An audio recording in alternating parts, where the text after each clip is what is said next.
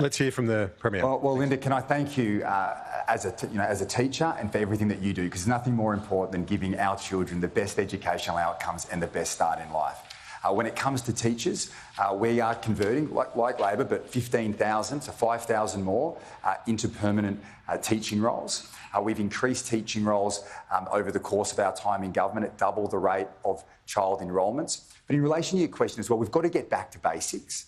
We shouldn't have all of these additional courses, which I know puts pressure on you as a teacher. I want teachers to be doing what they love, and that's teach. Less time learning new courses, less time on admin, and the administration hours that many teachers like you find takes you away from looking after your children and giving them every opportunity in life. We're also making sure we get back to basics, reading, writing and maths, decluttering the curriculum and making it easier for teachers and for children to learn. As part of COVID as well, I think one of the things that we learned really well was that tutoring program, giving so many students an opportunity to have intensive tutoring so they didn't fall behind. Well, we had that a few years ago. Yeah. Probably about 20 years ago, we had the tutoring program, the reading tutoring program. Yeah. It lasted 2 years and it failed. Well, so things are coming, we're putting them into place, and then all of a sudden it's like, no, we're not doing it anymore. Well, I think if something's working, you expand it and you increase it. And that's exactly what we did during tutoring throughout COVID. We implemented this program. We saw the impact it was having on getting our kids the opportunity to catch up.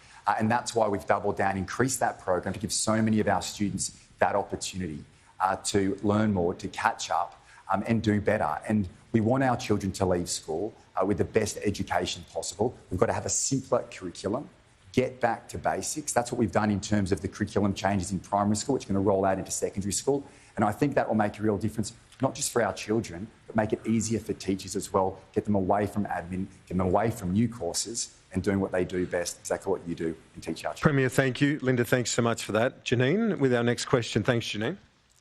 Stand up. If you like, yeah. Okay. Basically, this is about the infrastructure overall of the water situation here in Sydney particular. The Warragamba Dam has been on the books for a long time now about it, raising it.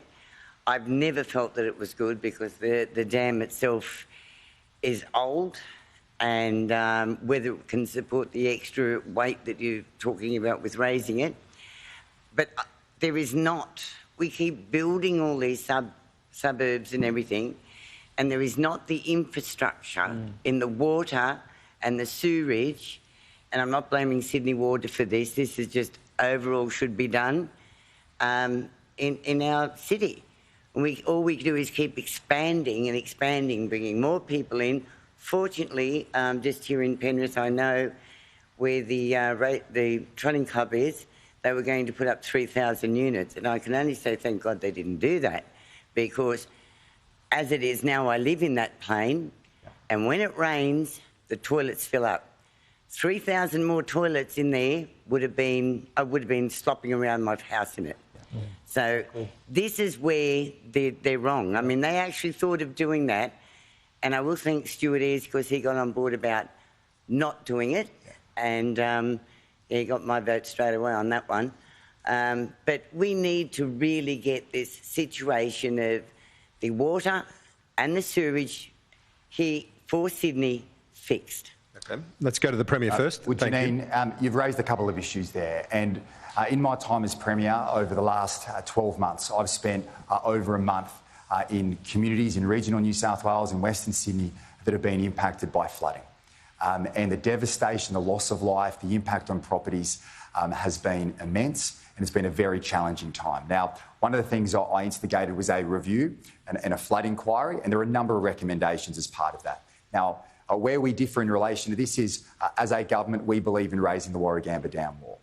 And the reason we do so is if you take the last flood that impacted the Hawkesbury and Nepean region, if we'd raised that wall by 14 metres, the impact on the Hawkesbury River would have been about 4.5 metres lower.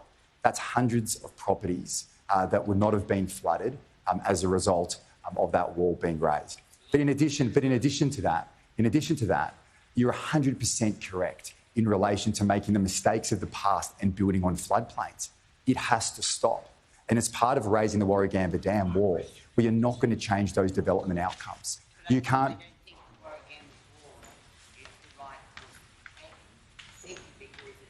old dam. It had issues within the first 10 years of being built.